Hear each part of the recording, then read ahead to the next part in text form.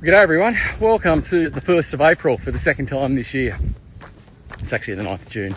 So the reason why I call it the 1st of April, because if it's true, and I haven't validated, and I heard that Scott Morrison has been knighted. So he's now Sir Scot Morrison. So if that's true, haven't validated it, and you good people at home will know that. If it's true, I just want to call out 3 or 4 key things why you would knight Scott Morrison in my satire. So let's go. Scotty Morrison, number 1. In 2019, folks, do you remember what happened in 2019 Australia? Let me tell you, Australia was on fire. We were burning. And I lived through 2009 in Victoria when the fires ravaged there and 182 people lost their lives on that Black Saturday. So what we had in Australia in 2019 was Australia on fire. It was just burning everywhere. There were 33 deaths, direct deaths from the fires, and over 415 or 420 indirect deaths from memory, check me on that, from the fire. At a time where Australia needed unity, we needed solidarity, we needed people to come together, the Australian people did. But guess who decided to go to Hawaii during that time? Scott Morrison. Scott Morrison abandoned Australians.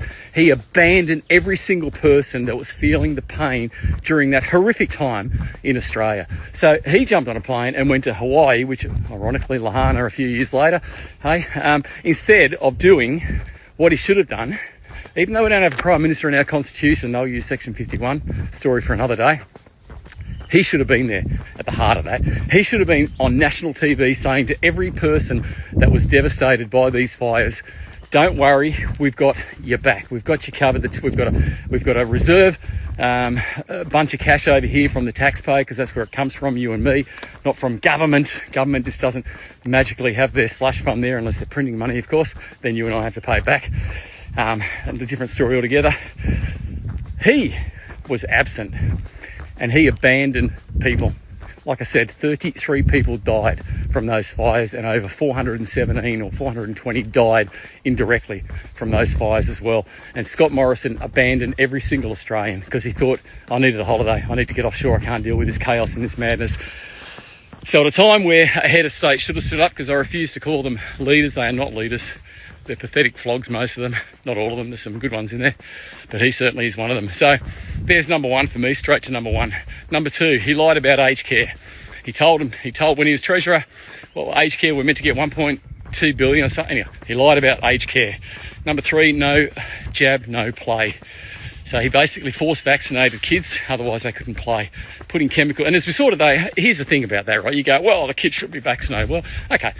So here's what we don't know. Is 10 years from now, folks, and let's just look at thalidomide as an example. The government told you it was safe and effective once. How well did that turn out? And let's just go one step further now to today, current day. What has the TGA recently done? Not recommended the COVID shot for anyone under 17 years and 365 days. I don't know what happens magically, by the way, when you turn 18. Like, these age limits they put on, they do it with AstraZeneca, right? Firstly, the 30s, or what is it, 40 and 50-year-olds or 60-year-olds. It kept changing all the time. You go, what exactly, how does the virus know, or the vaccine know, that it can't hurt a person above or below a certain age? But anyway, to my point, no play, no jab, no play. We now know that the TGA is not recommending the shot for kids, basically. So how many other shots are out there? And I'd ask all parents, have you done the research on how they've been tested? Or like the COVID shot, do you just blindly trust and believe? So there's another one. What else did he do? He denied Clive Palmer to challenge the Western Australian government during COVID because he wouldn't shut the whole scam down. Of course you wouldn't shut the scam down. But Tom Hanks would come into Australia. No problem there. Tom Hanks would come into Australia and read her, and they could move around as they like. Footy players could cross borders, no problem. But when you got someone who wanted to challenge the WA government around these ridiculous mandates that were going on, Scotty, can't do that. We're not going to let you challenge them in WA. So he denied Clive Palmer, basically. And I guess another reason why you'd not Morrison is the amount of money he pumped into the economy during COVID, the amount of debt that he piled on during COVID, where, you know, some people took their lives during this. Some people died during this. And what Scott Morrison didn't care about that. You Bunnings, you Coles, you Woolies, you keep staying open. Small business, you bad, you no good, you shut down. People took their lives, folks, and I've told this story 100 times. A mate of mine that owned a cafe in West Geelong on Paco, just off Packington Street there, Paco for the locals, they would know it. He was friends with cafe owners in Melbourne. As you are, you're connected to a group. 5 that he knew of, 5 cafe owners took their lives. Never ever was that represented in the press. The only time I heard anything about small business owners taking their life in Melbourne over the COVID mandates was when the then opposition leader, Michael O'Brien, was in the parliament. So this is great, we get to see it. But he was telling a story of this young couple in their 30s who owned beauty salons in Melbourne. I don't know whereabouts in Melbourne, but anyway, because they couldn't open and they were leveraged to the hilt, they took their kids to their parents' place, so the kids' grandparents' place, and they killed themselves. They went and took their lives.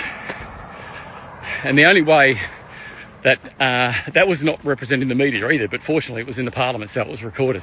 So we got it there. So this is what Scott Morrison does. This is what he did. And this is what he did to earn his knighthood, his contribution to Australia. He pumped the economy so full of money that we are all burning today because of inflation. Liberal Party policy, Labor Party policy, it doesn't matter which one. Their policies are destroying Australia. They're creating the cost of living, the increased housing costs, all of it.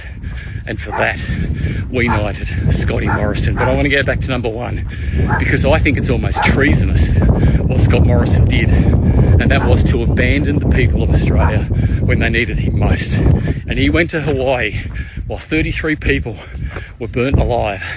And excuse me, I don't get the number right, I think it was 417 from memory, people died indirectly from those fires. And Scott Morrison said, no, I need to go on a holiday. Screw you, Australia.